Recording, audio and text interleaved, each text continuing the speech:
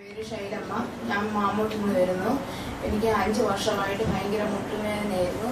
എനിക്ക് ഒരു 5 മിനിറ്റ് കൊള്ളുന്നത് എനിക്ക് നിൽക്കാൻ ഭയങ്കര ബുദ്ധിമുട്ടായിരുന്നു.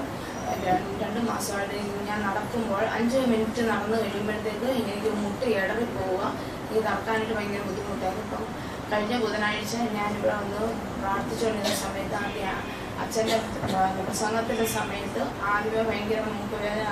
ഞാൻ ഇരുന്നുകൊണ്ട് സങ്കടപ്പെട്ട് ഞാൻ പ്രാർത്ഥിച്ചു. അത് കഴിഞ്ഞ് എഴുന്നേറ്റ് നിന്ന് പ്രാർത്ഥിച്ച സമയത്ത് എനിക്ക് വേദനയ്ക്ക് കുറവ് പോലെ തോന്നി.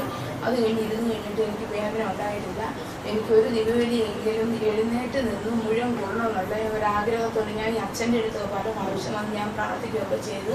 അന്ന് അച്ഛൻ പറഞ്ഞ് മാറി കഴിയുമ്പം സാക്ഷ്യം പറയണമെന്ന് പറഞ്ഞ് എനിക്ക് ആദ്യം പിന്നെ ഈ ഒരാഴ്ചയായിട്ട് എനിക്ക് ഒരു ശകലം പോലും വേദന ഉണ്ടായിട്ടില്ല.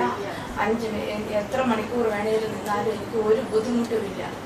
അതുപോലെ തന്നെ എൻ്റെ ഭർത്താവിൻ്റെ മദ്യപാനം 2 വർഷമായിട്ട് പൂർണ്ണമായിട്ട് മാറിക്കിട്ടി. എൻ്റെ കിണറ്റിലെ വെള്ളം എനിക്ക് 1.5 വർഷക്കാലത്തേക്ക് കുടിക്കാൻ കൊടുക്കുകയില്ലായിരുന്നു. ഞാനിവിടെ സങ്കടപ്പെട്ട് ഇവിടെ വന്നിരുന്നു. ഇവിടെ ധ്യാനം നടന്ന സമയത്ത് ഞാൻ ഇവിടെ വന്നിരുന്നു പ്രാർത്ഥിച്ച് ഇപ്പം ഒരു കുഴപ്പവുമില്ല. 2 വർഷമായിട്ട് ഒരു കുഴപ്പവും വെള്ളത്തിനും ഉണ്ടായിട്ടില്ല. ദൈവം തന്നെ എൻ്റെ അനുഗ്രഹങ്ങൾക്ക് ഞാൻ ഒത്തിരി നന്ദി പറയുന്നു. കിണറ്റിലെ വെള്ളം കുടിക്കാൻ കൊള്ളാത്ത വെള്ളം ആയിരുന്നു.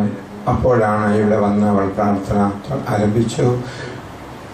പ്രത്യാശ അറിഞ്ഞതുകൊണ്ട് പിന്നീട് പെട്ടെന്ന് വെള്ളത്തിന് മാറ്റം സംഭവിക്കുന്നതും കുടിക്കാൻ യോഗ്യമായ വെള്ളമാകുന്നു കിണറ്റിലെ വെള്ളം.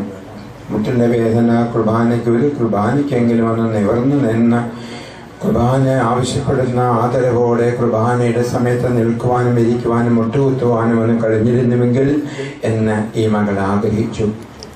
ആ ആഗ്രഹം ദൈവം സഫലമാക്കി കൊടുത്തു.